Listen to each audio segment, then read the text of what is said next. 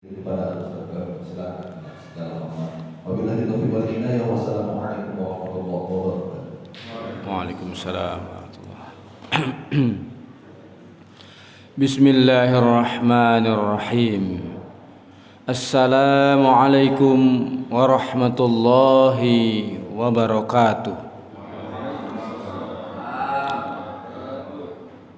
Innal hamdalillah nahmaduhu wa nasta'inuhu wa nastaghfiruhu wa na'udzu billah asyhadu an la ilaha illallah wahdahu la syarika lah wa la haula wa la quwwata illa billah wa asyhadu anna sayyidana wa nabiyyina Muhammadan bin Abdillah.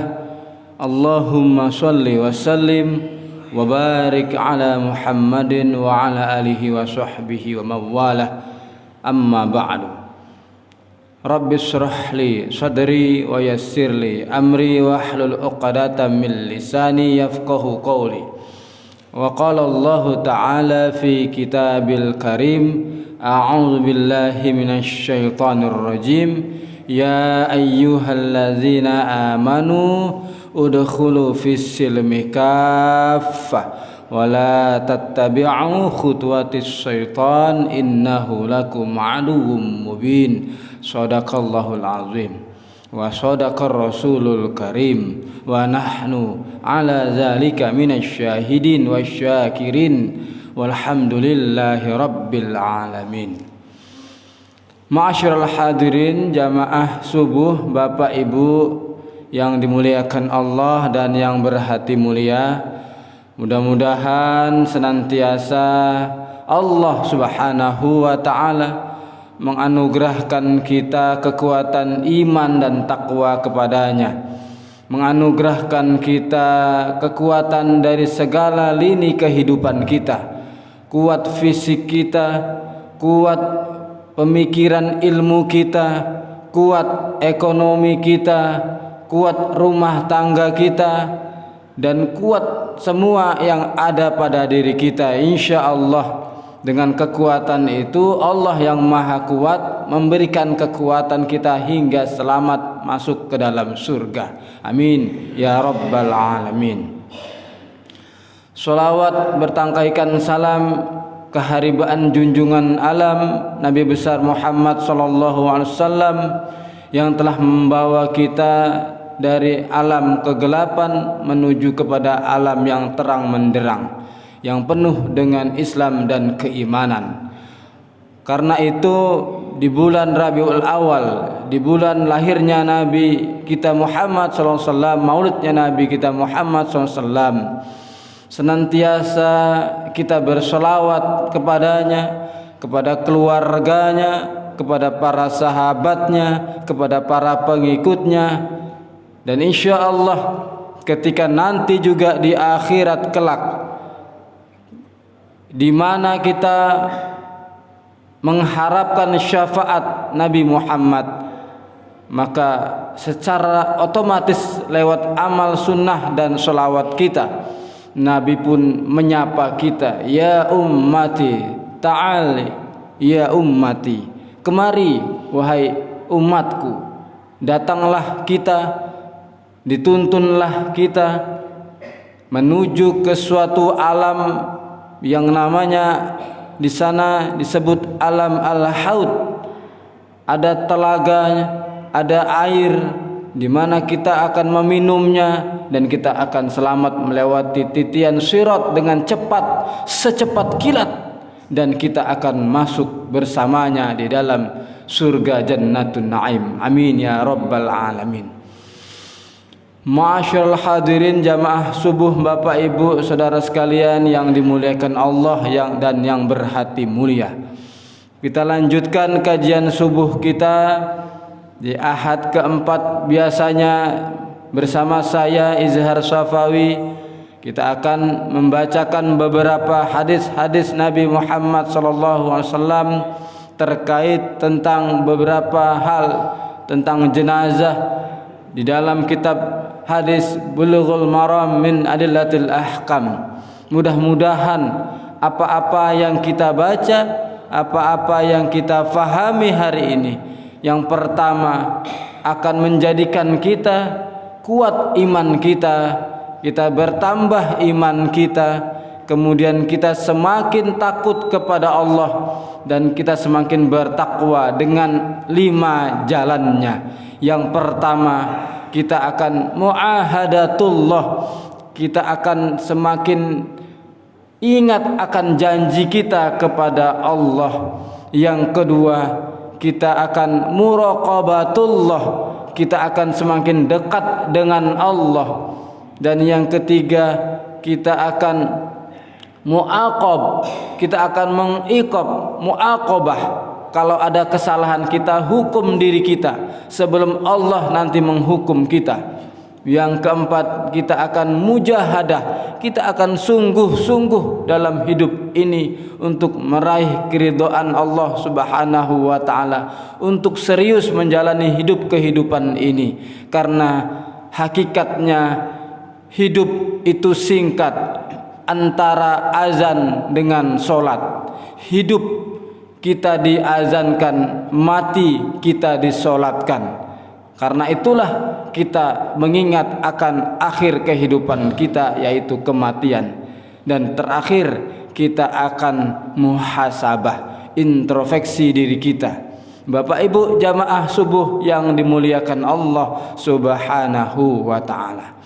Hadis pertama berbunyi, wa an Abi Hurairah radhiyallahu an, dari Abu Hurairah semoga Allah meridhoinya, man syahidal janazah, siapa yang menyaksikan jenazah, atau dalam kata lain siapa yang mengurus jenazah, hatta yusalla alaiha, sampai ia ikut menyolatkannya, falahu qiratun, maka dia dapat pahala 1 qirat. Artinya siapa yang mengurus jenazah atau datang bertakziah atau menyaksikan jenazah dapat pahala 1 qirat, tapi sampai ikut menyolatkan. Nah, itu dia, karena hadisnya hatta yusalla alaiha, sampai ikut menyolatkan. Kalau cuman datang, duduk, dengar, diam, pulang di 4P1 nggak dapat pahala 1 qirat. Kan sering kita gitu, datang, duduk, tengok sana tengok sini, kalau ada pidato dengar pidato, udah siap itu pulang, nggak ikut nyolatkan, nggak ikut kita selesai doakan, nggak dapat pahala 1 qirat. Jadi nggak dapat pahala Ustaz? Dapat juga pahala zikrul maut, pahala silaturahim, pahala bertakziah, dapat juga. Tapi qirat itu apa?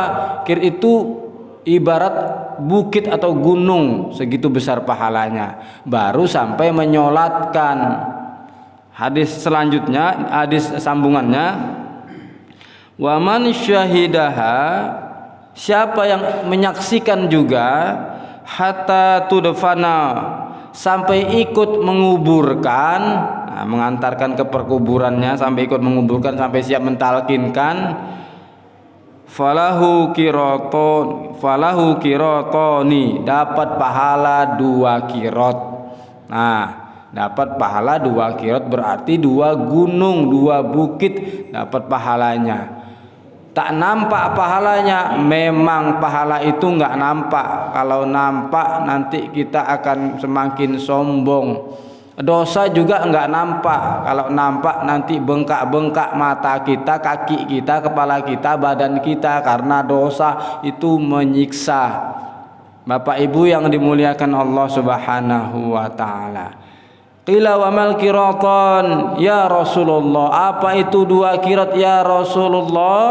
Qala mislul jabalainil azimain, 2 bukit atau 2 gunung besar. Subhanallah.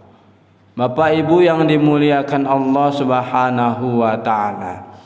Itulah hadis pertama memotivasi kita, kalau ada orang meninggal jangan pilih-pilih kasih, jangan dipilih-pilih.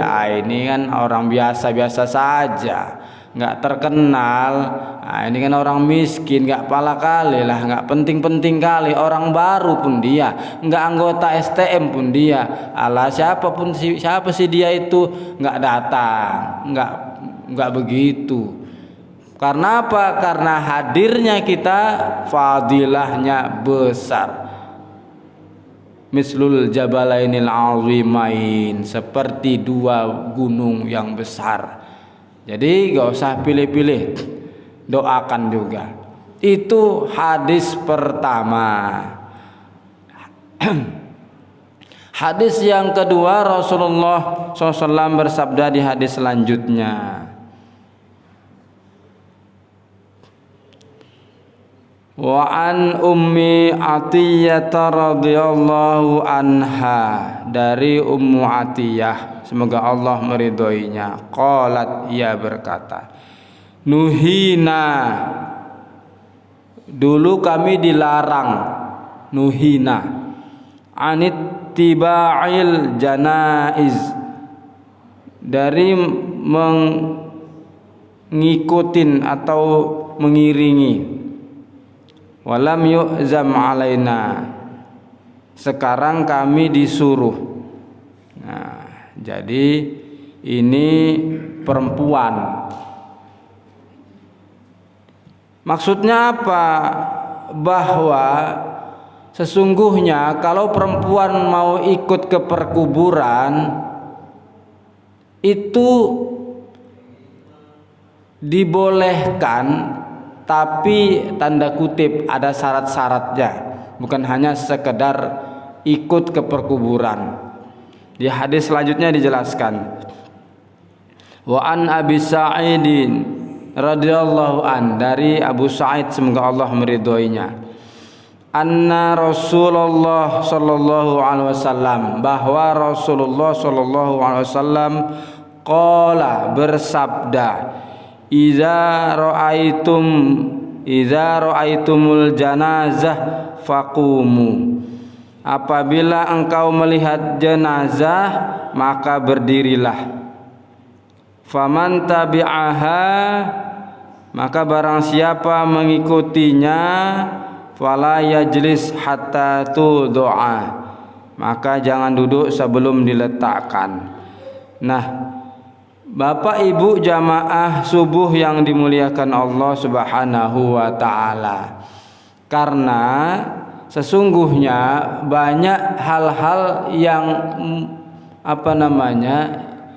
yang terkadang bagi kaum wanita ini ia tak mampu menjaga hal-hal sepele tetapi penting dalam kehidupan dunia akhiratnya, yaitu apa? Auratnya. Apalagi ikut perkuburan dengan gaya-gaya artisnya, jilbab hitam, baju hitam, rok hitam, sepatu hitam, kacamata hitam, tetapi dengan cincin emas, berlian, kalung, gelang, dan lain sebagainya. Memang hitam-hitam, tapi emas-emasnya berderet-deret, berkilau-kilau. Orang akan memandangnya, jadi fitnah. Itu tutup aurat, jadi fitnah karena perhiasannya. Belum lagi yang buka aurat, memang bukan wanita yang lihat, laki-laki lihat semua. Laki-laki ini nggak pernah nengok-nengok perhiasan emas berlian yang ibu pakai, wanita pakai. Yang lihat itu emak-emak, perempuan juga nengok. Akhirnya menggosip. Mama kan begitu. Nengok orang beli kulkas kedinginan, demam. Nengok orang beli mobil, dia pun masuk mobil, ambulan. Orang beli rumah, dia pun masuk rumah sakit. Orang beli tanah, dia pun masuk tanah, mati dikubur.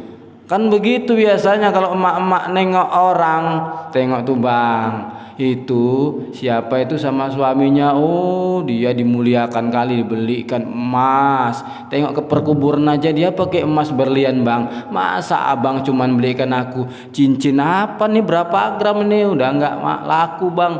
Gara-gara ke perkuburan itu yang perempuan nengok perempuan, pengen seperti yang orang pakai. Laki-laki nggak nengok itu, terbuka aurat, ketengok, ditengok dosa, nggak ditengok. Kata ibu, bukan mubazir, tambah dosa jadinya. Jadi cemana?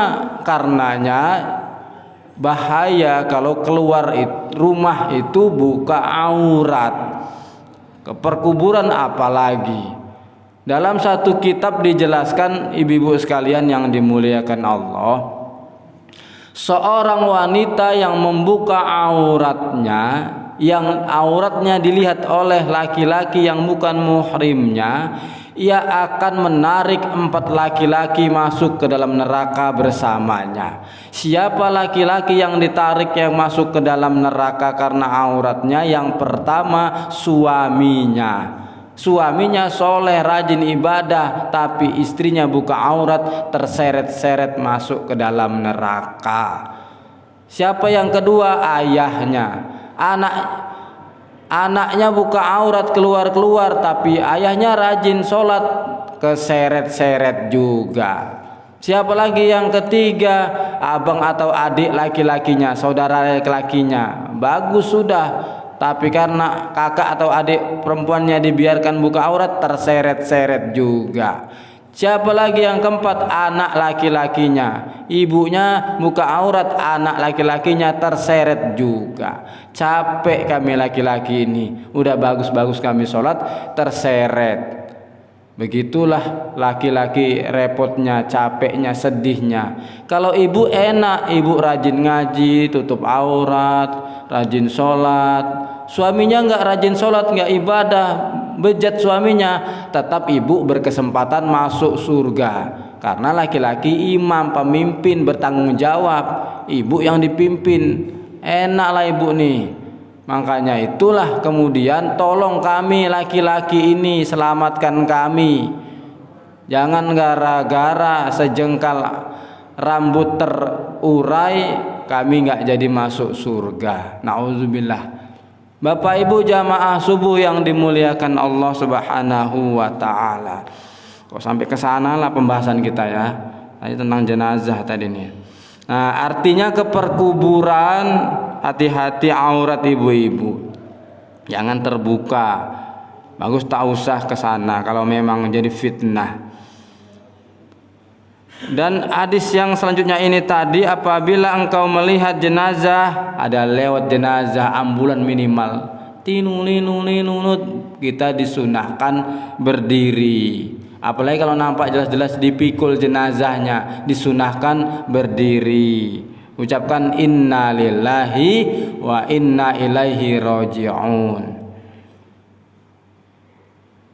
Faman tabi'aha fala yajlis. Kalau kita ngikut selesai barulah kita duduk. Udah habis misalnya pergi jenazahnya dibawa, duduk lagi boleh. Nah, sama seperti dipikul jenazah sampai ke perkuburan, jangan duduk duluan. Yang mikul aja belum duduk, belum diletak. Kita yang ngiringin gara-gara bawa bendera capek tadi, bendera STM, mau duduk duluan. Sunnah berdiri, menguburkan jenazah itu sunnah menyaksikan berdiri. Jadi jangan cari tempat duduk, apalagi duduk di atas kuburan. Itu kalau terasa itu mayatnya di dalam itu marah, itu keluar dia, geser, sembarangan duduk, batu nisanku, sana. Nah, sempat begitu, apa nggak bertabur sama orang. Untunglah nggak negur dia. Artinya apa? Jangan kita duduk duluan sebelum jenazah diletakkan. Hadis selanjutnya, wa an Ishaq, dan dari Ishaq, anna Abdullah bin Yazid, bahwa Abdullah bin Yazid adkhalal mayyita, memasukkan mayat, min qibali rijalil qabri, memasukkan mayat dari arah kaki kuburan. Jadi masukkan jenazah, umpamanya ini kepala jenazah yang biru nih, ini kaki nih, masukkan kaki duluan baru kepala, jangan kepala duluan nungkik begitu, jangan, kaki duluan. Naroknya begini, naroknya kaki, letak kaki baru begini, kalau begini ya boleh aja, tapi sunnahnya kaki duluan. Jangan sampai 1, 2, 3 tangkap, wah ini kurang ajar nih, dilempar pula. Jangan, pelan-pelan, kaki duluan turun, tangkap ya. Enteng ini gampangnya, memang enteng, kurus itu mayatnya, tapi adabnya ada. Wa qala hadza minas sunnah, bersabda ini adalah bahagian dari sunnah. Akhrajahu Abu Daud, diriwayatkan oleh Imam Abu Daud. Ya, jadi nanti bagi penggali-penggali kubur, ini kan penggali kubur ini kan juru kunci kuburan, dialah buka tutup, dia buka dia nutup, juru kunci kuburan. Dan dia nggak selamanya buka tutup, nggak selamanya buka kunci, nggak selamanya menggali, dia pun suatu saat akan digali. Kalau ada penggali kuburan nggak mau sholat, nggak rajin sholat, ini penggali kuburan yang tertutup pintu hatinya.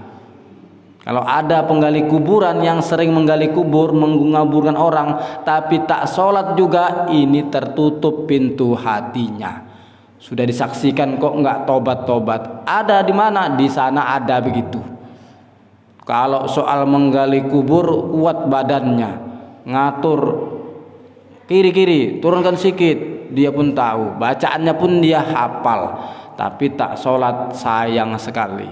Tertutup pintu hatinya, tidak mengambil ibroh pelajaran dari yang disaksikan.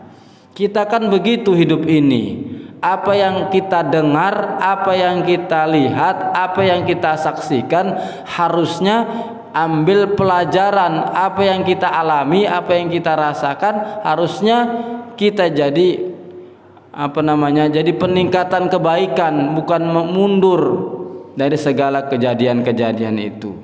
Karenanya lah Bapak Ibu yang dimuliakan Allah Subhanahu wa taala, penggali kubur, bilal mayat, yang sering takziah, itu sebenarnya itu kalau mau diambil pelajarannya baik-baik semua orangnya itu.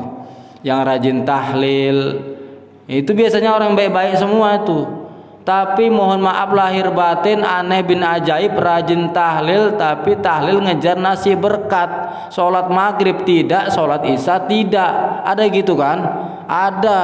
Malam pertama sepi cuman 30 orang, malam kedua masih 30 orang, malam ketiga 100 orang. Nasi berkat disiapkan cuman 50 orang, kurang, marah, protes karena 1 orang membawa 5 orang, anaknya 5 diajak semua, mumpung nggak usah masak, ada orang meninggal. Ini salah.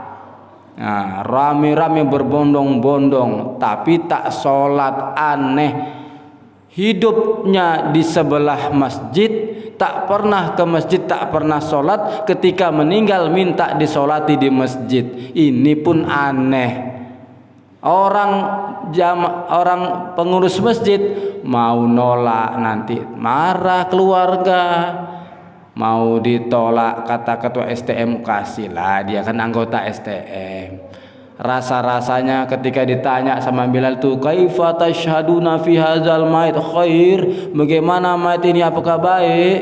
Rasa-rasanya mau bilang baik berat kali. Diam, nanti kira sombong. Dibilang baik dia nggak baik. Baik, gitu aja lah, singkat dia. Kalau ibu bapak nggak kuat bilang baik, diam aja boleh. Kalau memang mau bilang baik, cuman Ustadz niatkan baik pengurusan fardu kifayahnya.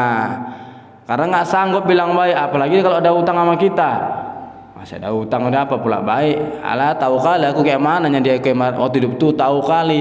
Udah nggak ada urusan kita tahu-tahu tuh kembalikan pada Allah. Allah yang menghukum, kita nggak usah menghukumnya. Doakan saja minimal baik. Mana tahu menurut kita buruk tapi baik menurut Allah.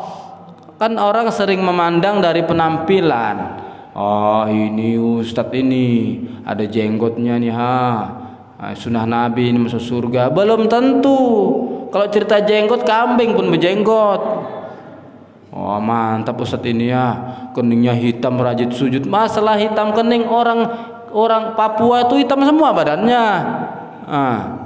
Mantap ini pakai jubah. Cerita jubah, Abu Jahal, Abu Lahab pakai jubah juga. Mantap bercadar nih ya. Kalau cerita cadar, orang Arab pun bercadar juga semuanya karena panas. Tapi sesungguhnya innallaha la yanzuru suwarikum wa amwalikum. Sesungguhnya Allah tidak memandang ucapannya, perbuatan, ucapannya, hartanya, jabatannya. Walakinallaha yanzuru qulubukum wa a'malikum. Tetapi yang Allah pandang itu imannya, hatinya, dan amal solehnya. Jadi Bapak Ibu jamaah subuh yang dimuliakan Allah Subhanahu wa taala. Tapi jangan tersinggung yang berjenggot, jangan tersinggung yang berjubah, jangan tersinggung yang bercadar. Bagus itu semua. Itu alamatus sholeh wassolehah. Itu ciri-ciri.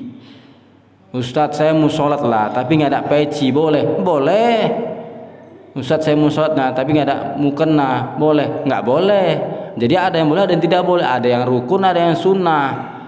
Ya sama seperti kita sholat ini, kadang-kadang kan di masjid ini kan beda-beda orang sholatnya. Contohnya ngangkat tangan takbir itu hukumnya sunnah, bukan wajib. Kalau namanya sunnah itu banyak khilafiyah. Ada orang takbir tinggi-tinggi Allah, ada orang takbir lebar-lebar Allahu Akbar. Ada orang takbir ke kiri Allahu Akbar. Ada orang takbir pelan-pelan nggak sampai-sampai Allah.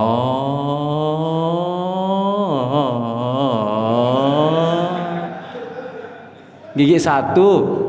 Ada orang sedikit aja Allahu Akbar. Macam-macam orang takbir. Ada orang takbir macam main karate Allah. Main silat. Cemana itu udah biar aja, yang penting dia sholat kante sunnah. Ada orang tahiyat at-tahiyatul mubarakatuh sholawatu thayyib, tangannya begini-gini biar aja, masa-masa mau assalamualaikum. Cuman kalau bisa beramal ini pakai ilmu, jangan taklid ikut-ikutan. Ku tengok uak tuh gitu, ikut laku, jangan tengok uak. Shollu kama ra'aitumuni usolli, sholatlah seperti aku sholat kata Nabi. Jadi Ustaz sholat gak pakai peci boleh? Boleh. Tapi sunnahnya tutup kepala. Pakai topi lah jadinya tutup kepala. Janganlah pakai topi. Pakai peci lah. Peci apa yang sunnah? Peci yang sunnah, peci warna putih. Kalau peci hitam, peci Soekarno. Jadi gak boleh? Boleh. Kalau dicari-cari nanti banyak yang gak bolehnya. Yang penting sholat. Ustadz kami di sana nggak pakai kunut, sini pakai kunut, biar aja, suka hati kami lah. Kalau nggak kunut nggak apa-apa di belakang. Jangan gara-gara imamnya pakai kunut buat jamaah baru di situ. Ada begitu di masjid depan Universitas Dharma Wangsa pernah kejadian. Sholat subuh yang satu kunut menghadap kiblatnya kanan sikit karena baru ditengok di kompasnya Ka'bah miring sikit ke kanan. Yang kawan tak mau mereng, mau lurus. Terakhir satu kanan satu kiri, dua jamaah di masjid. Itu dua-duanya batal sholatnya. Berjamaah di satu masjid, berebut kiblat. Yang kanan sikit sama yang lurus itu pun belum tentu lurus itu kiblat langsung. Kalau mau lurus ambil tali tarik ke Ka'bah sana. Kalau mau lurus, itu kompas buatan manusia belum tentu betul itu. Tarik tali sana-sana lurus bisa? Nggak bisa. Jadi udahlah, sholat ini tiang agama. Siapa yang menegakkan sholat, menegakkan agama. Siapa yang meninggalkan sholat, dia penista agama. Kan begitu. Penista agama bukan seperti Ahok di demo ribuan orang sampai turun dia nggak jadi wakil gubernur. Bukan itu penista agama sebenarnya. Penista agama itu orang yang tak mau sholat karena dia menghancurkan agama. Banyak seperti itu. Nah, jadi itu nggak penista agama. Penista agama juga Ahok itu. Udah dia tobat dia, cuman belum masuk Islam dia. Nah, cuman kalau kampanye pakai sarban dia, pakai peci biar pilih. Bapak Ibu yang dimuliakan Allah Subhanahu wa taala. Masuk hadis selanjutnya. Banyak komburnya kemana-mana nanti jadinya. Nah, ini dia. Wa ani bani Umar radhiyallahu anhuma, dari Ibnu Umar semoga Allah meridhoinya. Anin Nabi sallallahu alaihi wasallam, dari Nabi Muhammad sallallahu alaihi wasallam. Qala, ia berkata, berkata Ibnu Umar, iza wada'tum mautakum fil kubur faqulu. Apabila engkau meletakkan jenazah di kuburan, faqulu. Kata Nabi, kalau meletakkan jenazah itu, turunkan jenazah, bacaannya ada Bismillahi wa ala millati Rasulillah. Sama seperti menutup mata jenazah yang melotot itu, melotot matanya. Tutup Bismillahi wa ala millati Rasulillah. Sama seperti mulut yang ternganga, tutup mulutnya Bismillahi wa ala millati Rasulillah. Meletakkan jenazah ke perkuburan juga zikirnya Bismillahi wa ala millati Rasulillah, dengan nama Allah di atas agama Rasulnya, Rasulullah. Ya, Bapak Ibu yang dimuliakan Allah Subhanahu wa taala, orang meninggal ada doanya, apalagi yang hidup mau tidur ada doanya. Kadang-kadang kita tidur karena ngantuk tak sempat doa. Apa doa tidur? Allahumma inni a'udzubika, itu masuk kamar mandi. Salah doa, ketiduran di kamar mandi. Salah doa dia. Allahumma inni a'udzubika minal khubsi wal khaba'is. Tidur. Kamar mandi bismika Allahumma ahya wa amut, ketiduran di sana. Masuk kamar mandi mau tidur Bismika Allahumma ahya wa amut, dengan namamu ya Allah yang menghidupkan dan mematikan. Kita hidup ini, kalau kita ngejar akhirat kita dengan dunia, lewat dunia kita ngejar akhirat, kita seperti menanam padi, maka akan tumbuh rumput di sekitar padi. Dunia ini dapat. Saya lillahi ta'ala datang kemari dari jam 4 tadi gerak. Yuk cepet di jam 4:10 nih. Azan sekarang subuh jam 5 kurang 10. Biasanya saya kalau sempat setengah jam lagi azan lari 60 lebih. Tadi karena agak-agak lambat, bisalah nanti lari 40 aja. Jadi persiapan kita itu menuju ke masjid itu lillahi ta'ala.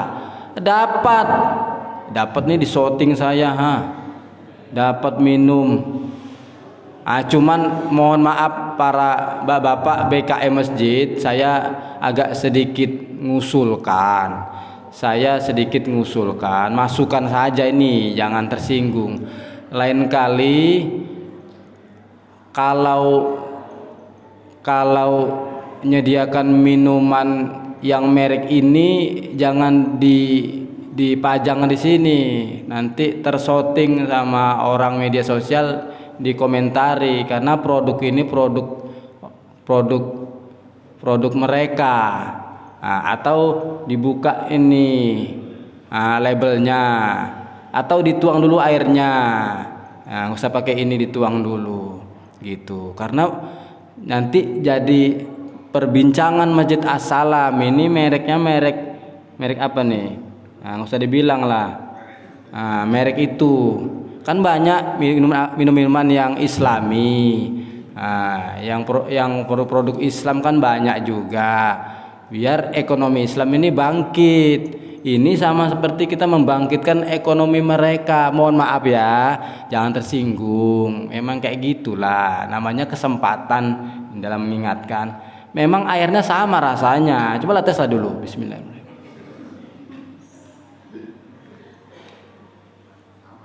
Sama kan? Nah, yang nggak sama itu kalau warnanya warna lain, entah warna putih, mau kutes nggak ada pula. Nah, lainnya ini samanya. Itu masukan aja, jangan tersinggung. Bapak Ibu yang dimuliakan Allah Subhanahu wa taala. Ya, masih ada waktunya nih. Masih ya, soalnya masih gelap ya.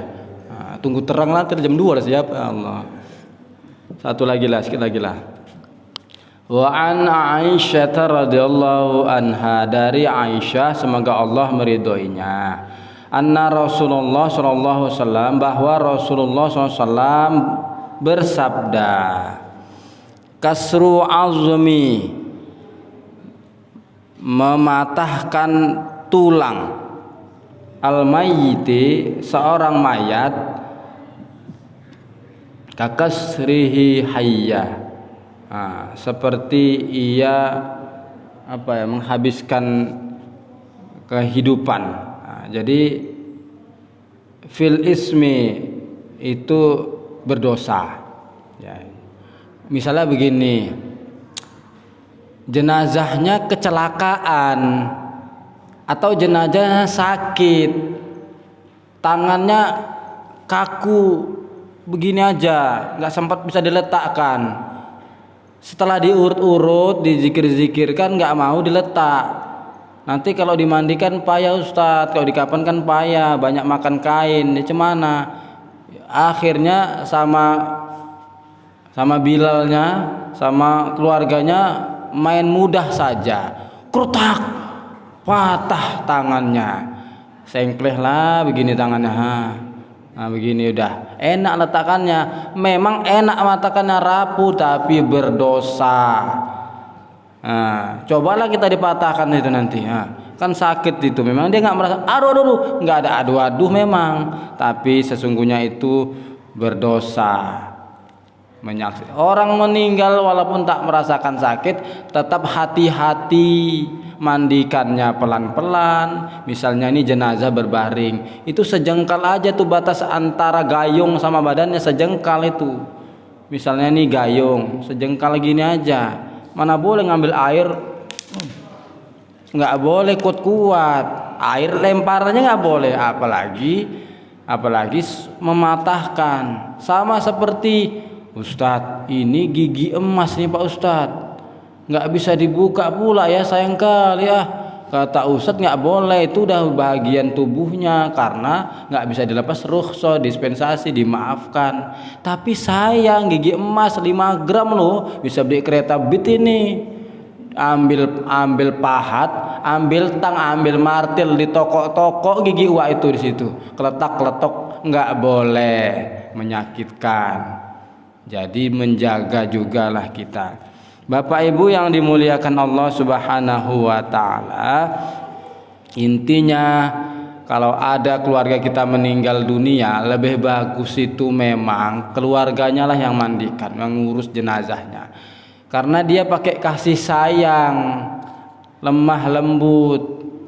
Kenapa? Karena kita kalau memandikan jenazah orang yang kita sayangi, seperti kita mandikan jenazah anak kita, kan pelan-pelan kan Bu.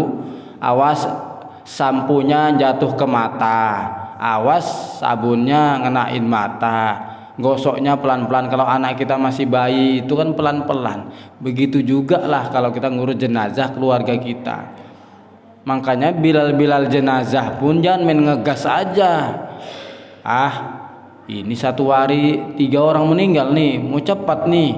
Saya pernah gitu, meninggal kok sama-sama, nggak bilang-bilang pula itu. Awak udah pergi, Ustadz ada yang meninggal, aduh udah sampai Namurambe mau ke Brastagi, balik.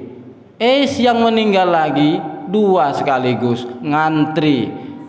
Bilal sama 1, Buru-buru, bukan buru-buru, tapi nggak bisa dilama-lamakan, mau tidak mau. Tetapi bukan asal-asalan sehingga ganas cara mandikannya, ngegas cara mandikannya, akhirnya kita pun menzoliminya. Tak boleh. Kerutak, patah kakinya karena lututnya bengkok, mau diluruskan. Kerutak, berpatah-patah, ya Allah ya Rabbi, nanti kena patah juga lah kita. Udah jam 6 dah. Wa an Sa'd bin Abi Waqqas, dan dari Sa'ad bin Abi Waqqas qala alhidu lahdan, Rasul bersabda, buatkan untukku, ini Sa'ad bin Abi Waqqas berkata nih, buatkan untukku liang lahat, wansibu, dan pancangkanlah alayya, di atasnya, labina nasban, batu bata, kama suni'a, sebagaimana dilakukan bi Rasulillah sallallahu alaihi wasallam. Kata Sa'ad bin Abi Waqqas waktu belum meninggalnya, dia berwasiat, nanti kalau aku meninggal pacakkan batu nisan di atasnya dan batu bata di kelilingnya. Nah, sebagaimana yang telah dilakukan Rasul dengan para sahabatnya. Jadi yang paling boleh itu, Bu, sebenarnya pancakkan nama, batu dan batas kaki sama batas kuburan dengan batu bata. Ustadz, kalau sekarang pakai batu batanya pun hilang Pak Ustadz, nggak bisa terjaga, tanahnya ikan rata. Jadi ijma ulama, sepakat para ulama, yang palinglah dibolehkan kali terakhir kali batu nisan yang bisa buka pasang, batu nisan yang bisa buka pasang. Nah, itu yang boleh.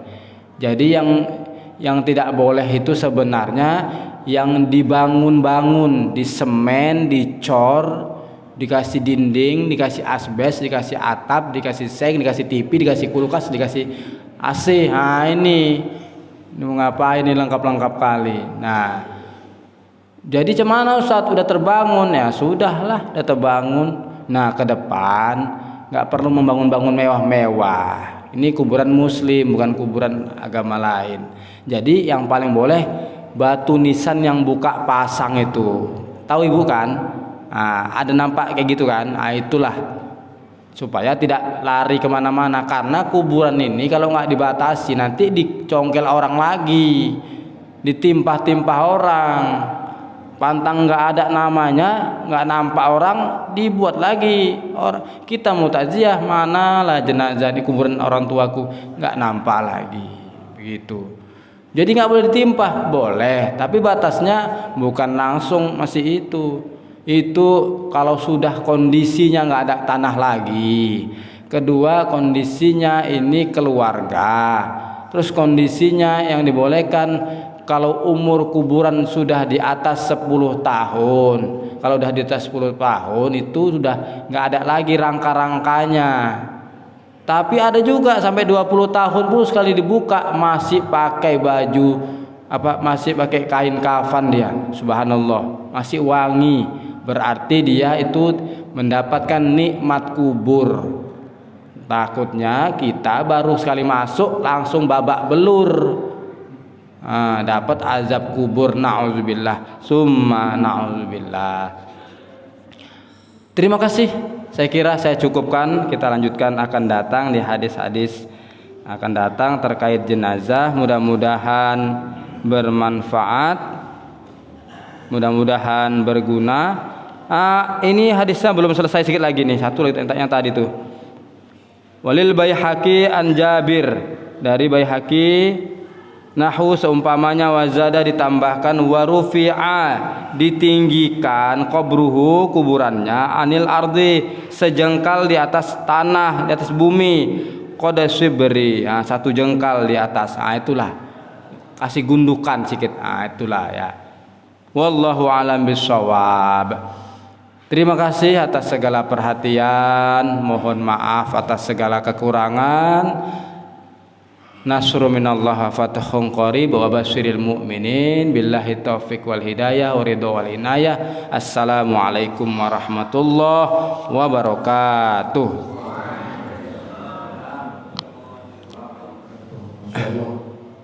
Alhamdulillah atas pemaparan yang disampaikan oleh Ustaz baru. Para jemaah yang bertanya boleh insyaallah diizinkan. Ada? Ibu-ibu ada? Ada? Ada? Alhamdulillah.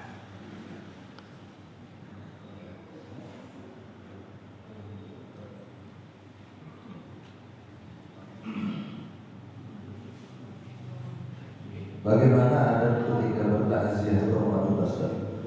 Adakah aturan adab ketika bertakziah? Boleh nggak juga kita makan, minum atau merokok dalam ruangan yang mana dalam ruangan itu ada mayat?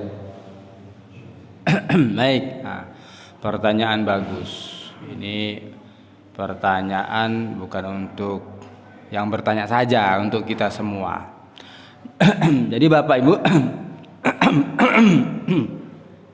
Bapak Ibu yang dimuliakan Allah, alangkah baiknya ketika kita zikrul maut, mengingat mati lewat takziah ini, kita menjalani prosesnya, proses syariat Islam. Ada adab-adab yang kita lakukan, karena al-adabul faqal ilmi. Adab itu lebih tinggi daripada ilmu. Berilmu pun kalau nggak beradab jelek dipandang. Berilmu soleh dia tapi adabnya kurang, jelek dipandang mata.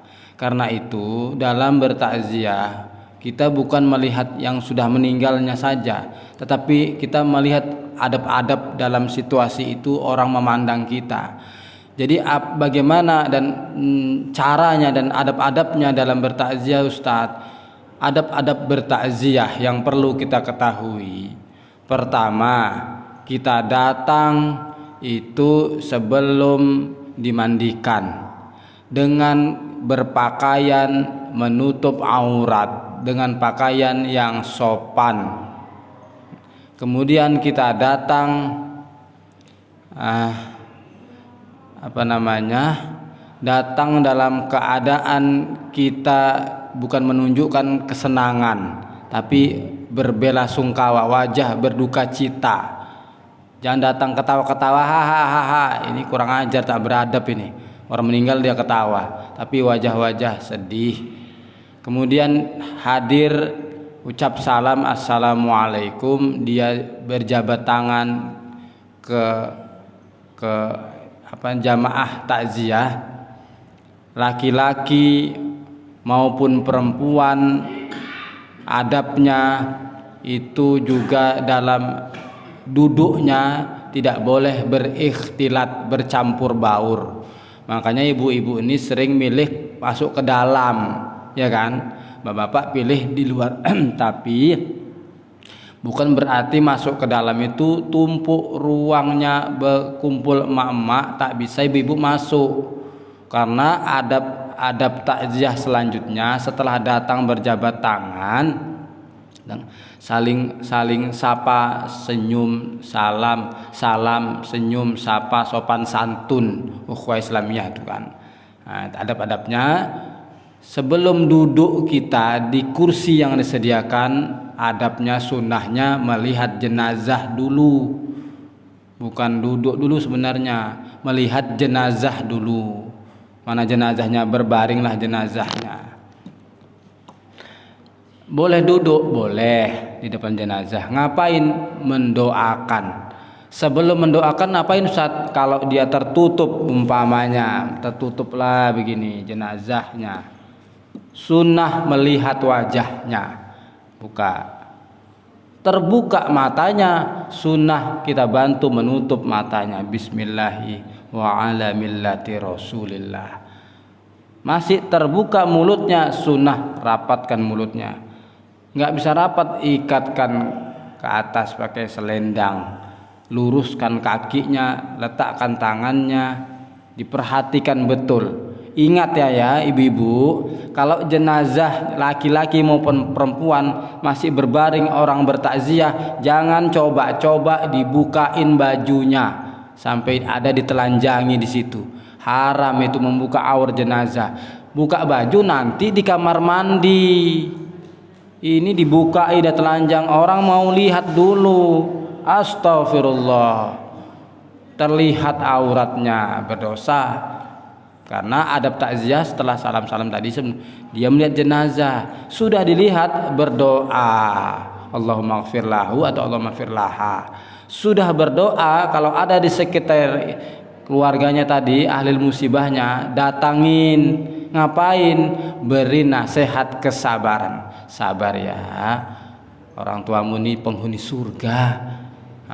Kau doakan ya, kau teruskan kebaikan-kebaikannya. Nasihat nggak tunggu ustadz pidato, nggak usah ceramah, bukan tunggu ustadz. Semua boleh. Wa tawassaw bil haq wa tawassaw bis sabr. Nasihati. Sudah diberi nasihat, kalau ada rezeki kasih langsung. Kalau malu ngasihnya sedikit cuma 5.000, taruh di kotak impak. Kalau disediakan kotak impak, nggak ada kotak impak Pak Ustadz, yang ada ember pakai beras. Nah, udahlah taruh di embernya itu biar nggak terbang duitnya, ditimpah beras. Itu maksudnya, bukan taruh duit diambil berasnya dikantongin. Itu beras dia pun kekurangan beras, payah makan kok ambil pula berasnya. Tinggal aja berasnya. Itu untuk nimpain duit supaya nggak terbang. Ada yang digigit-gigit berasnya. Itu tradisi. Itu supaya duitnya nggak terbang itu. Nah, kalau batu jelek kali. Nah, itu yang maksudnya. Sudah barulah duduk. Di mana? Di mana enak. Ngapain? Berzikir.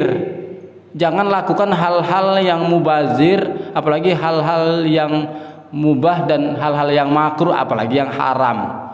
Contohnya apa? Ngobrol-ngobrol, gosip-gosip, menghibah, memfitnah, dan mohon maaf kalau bisa janganlah merokok dulu. Itu jenazah di depan itu, bukan masalah dia kena asap batu-batu, dia nggak batu-batu. Rasa-rasanya ngeleci nih, mengeleci jenazah nih. Cocoknya bangkit jenazahnya. Merokok, santingan, pakai dulu. Cocoknya gitu.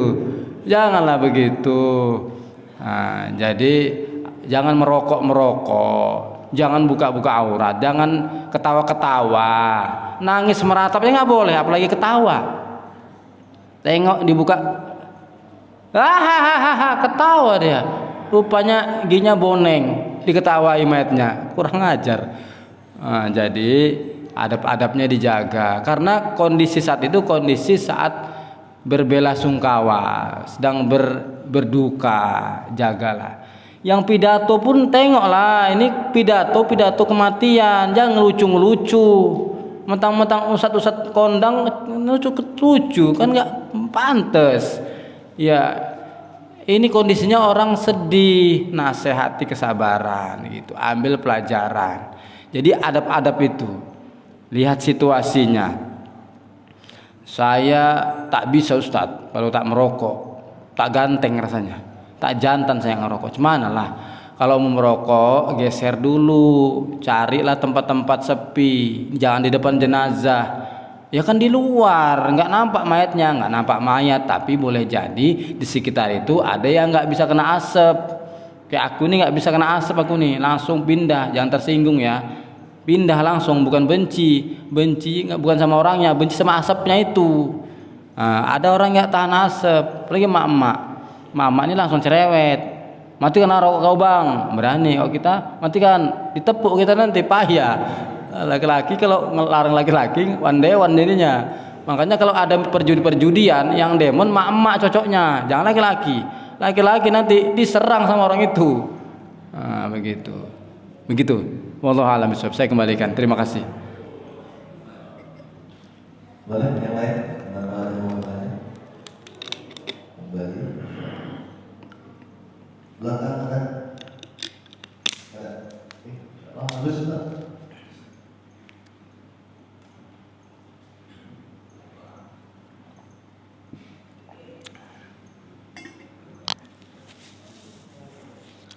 Nggak ada lagi ya? Doa kita ya. Baik. Astaghfirullahaladzim alladzi la ilaha illa huwal hayyul qayyum wa atubu ilaih. Na'udzu billahi samii'il 'aliim minasy syaithanir rajiim. Bismillahirrahmanirrahim. Alhamdulillahi rabbil alamin hamdan yuwaffi ni'amahu wa yukafi mazidah. Ya Rabbana lakal hamdu kama yanbaghi li jalali wajhika wa 'azimi sultanik. Allahumma sholli ala Muhammadin wa ala alihi wa sahbihi ajma'in. Allahumma zidna ilman nafi'a wa rizqan halalan tayyiba wa amalan sholihan mutaqabbala. Allahumma inna na'udzubika minal hammi wal hazan wa na'udzubika minal ajzi wal kasal wa na'udzubika minal jubni wal bukhl wa na'udzubika min ghalabatid daini wa qahrir rijal. Allahumma afina fi badanina, Allahumma afina fi sam'ina, Allahumma afina fi basarina. La ilaha illa anta khalaqtana wa ana abduka wa ana ala ahadika wa wa'dika mastata'na wa na'udzubika min syarri ma sana'na. Abu'u laka bi ni'matika alayya wa abu'u bi dzambi faghfir lana fa innahu la yaghfiru dzunuba illa anta. Rabbana ighfir lana wa li ikhwanina allazina sabaquna bil iman wa la taj'al fi qulubina ghillan lil ladzina amanu Rabbana innaka raufur rahim. Rabbana atina fid dunya hasanah wa fil akhirati hasanah wa qina adzabannar. Subhanakallahumma wa bihamdika asyhadu an la ilaha illa anta nastaghfiruka wa atubu ilaik. Wa sallallahu ala Muhammadin wa ala alihi wa sahbihi ajma'in walhamdulillahi rabbil alamin. Taqabbalallahu minkum.